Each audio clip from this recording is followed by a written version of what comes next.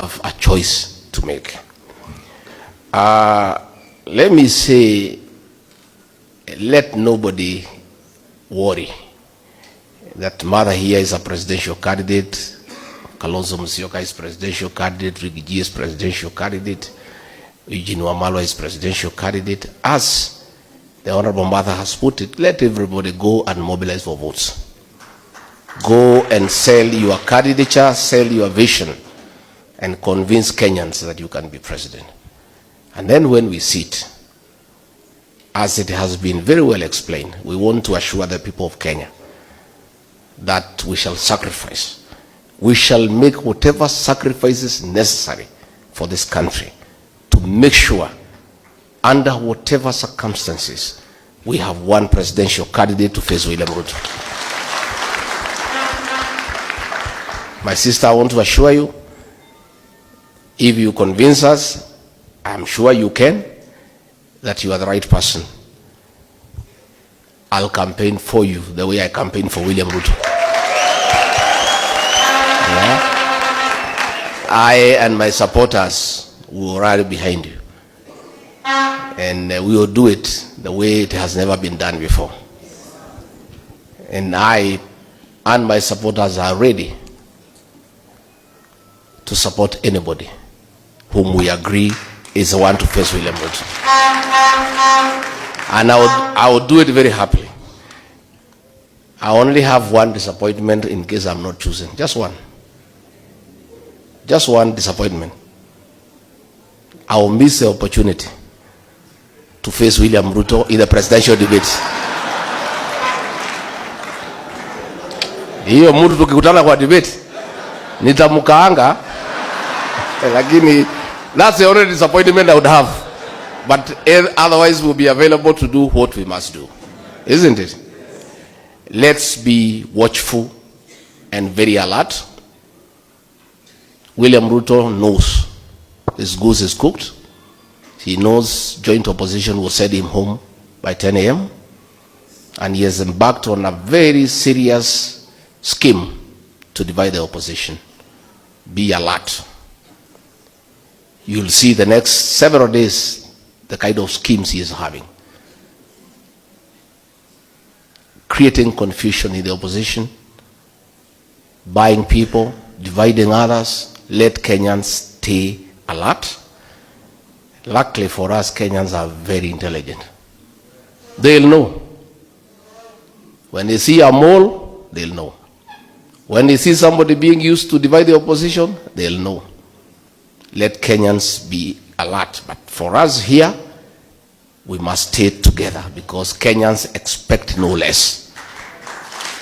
We cannot fail this country, because if we did and this guy came back, there will be no country here. Isn't it? All public resources have been looted. State House is a crime scene. Money for capitation is what is being used to bribe people in State House. Money for SHA is what is being used to bribe people. Even this Haiti thing, William Ruto cannot go to the UN to talk about criminal gangs in Haiti when we are having criminal gangs here in Nairobi and in Kenya being accompanied by police to terrorize Kenyans.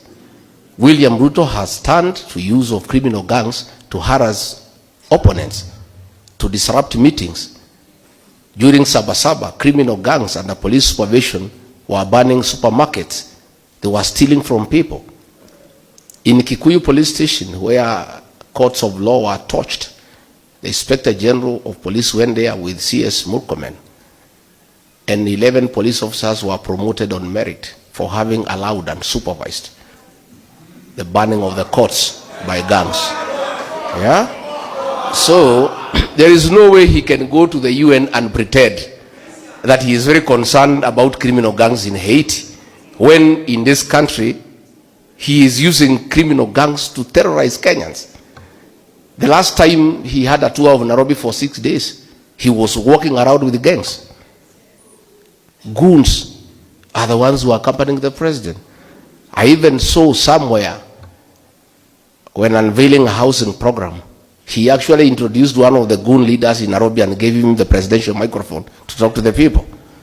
That's how low we have sunk as a country. And then he is at the UN there pretending to look very holy, the way he cheated us with the Bible. Lakini wazungu wako huko walimuonea 18. Saying how concerned he is about Haiti. It is because Haiti is a conduit for stealing public funds. And that is why it is continuing. As Honorable Eugene have said, William Ruto, let the policemen come back here and deal with crime. In Nairobi today, people are being mugged during daylight. You cannot walk around in Nairobi at 6 p.m. And instead of these policemen coming here to help us deal with those gangs, they are somewhere in Haiti being killed and being butchered. I saw him shamelessly condemn the use of arms in Sudan.